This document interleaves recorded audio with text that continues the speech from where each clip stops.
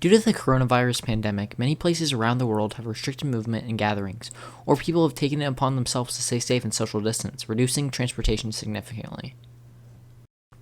And this change has reached our own community in San Diego. Since April 13th, the Metropolitan Transit System has decreased bus and trolley service by around 25% overall due to a drop in passengers.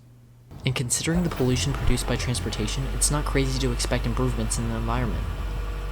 Hello, my name is Jacob Dadman. I am a third year at UC Berkeley. I study environmental and public policy and forestry management. In California, transportation, I believe, um, is actually the largest emitter in the state.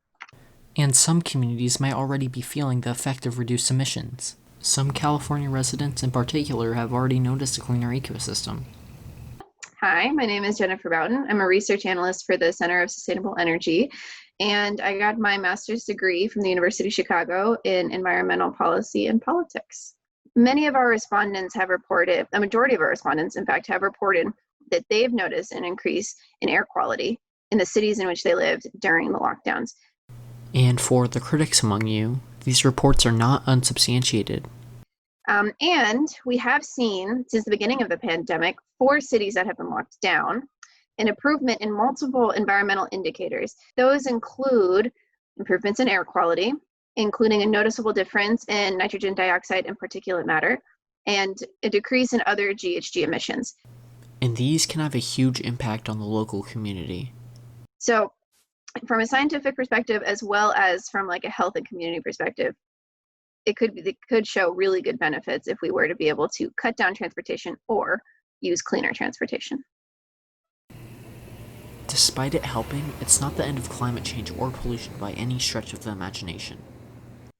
If we stopped emitting all greenhouse gases like point blank tomorrow, we would still feel the effects of climate change for the next 50 to 75 years.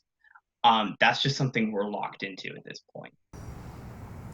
It gets worse. Coronavirus has made people use transportation differently in negative ways too, and it could have dire consequences. What we're seeing in LA is that during the height of the pandemic quarantine, we did see improved air quality and definitely improvements in congestion. But we shortly after, so that existed in March. But then what's really interesting is now looking at the trends that are happening in May, we're seeing even more VMT in use of private transportation, because it's sort of like a bounce back effect of the quarantine. The more people feel like they're being kept at home, as soon as they're allowed to go out, they're choosing to participate in behaviors that are more destructive to the environment. Regardless of how negative and disappointing some of the results seem, we can actually learn something from this situation. There's many more people are going to be working from home. Whether that is because there may still be chronic outbreaks as the virus mutates, and so social distancing may just become the norm, or whether it's people who are working and realize that I can actually do this I can just work from home permanently. And environmentalists are confident we can use this technique to improve pollution levels in the future. Taking that into account, I would say that we could see the improvement that we have seen during the quarantine. And we can continue to cut out large amounts of transportation, considering there's a lot that can be worked remotely. We're living in this weird time where we're trying to figure out, like, do I really need to go to the office to do my work, right? Do I really need to go to my 9-to-5 job and sit in a computer at a desk when I can do that?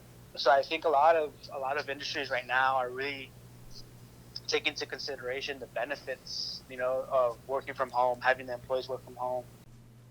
Teleworking would certainly create an impact on the environment. However, there's many jobs that simply require in-person work, and transportation is needed. So there's industries that you physically have to be at the job site, right? You want to think about building trades, about construction, a lot of our essential workers, right? A lot of folks who work at restaurants, hospitals, nursing home facilities. These are, these are job trades that you need to be physically present, right? In a certain job site. These emission sources still need to be stopped, but just teleworking can't fix it.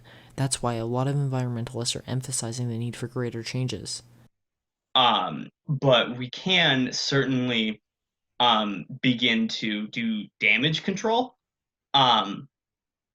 and to reduce the severity of those impacts by further reducing the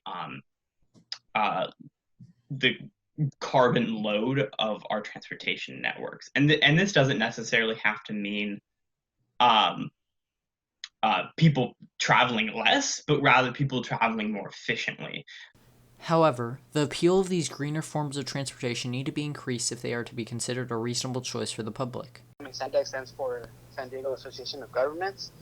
They did a recent study that showed that the average commute time for people who ride transit, like public transit, like bus and trolley, is 51 minutes, right?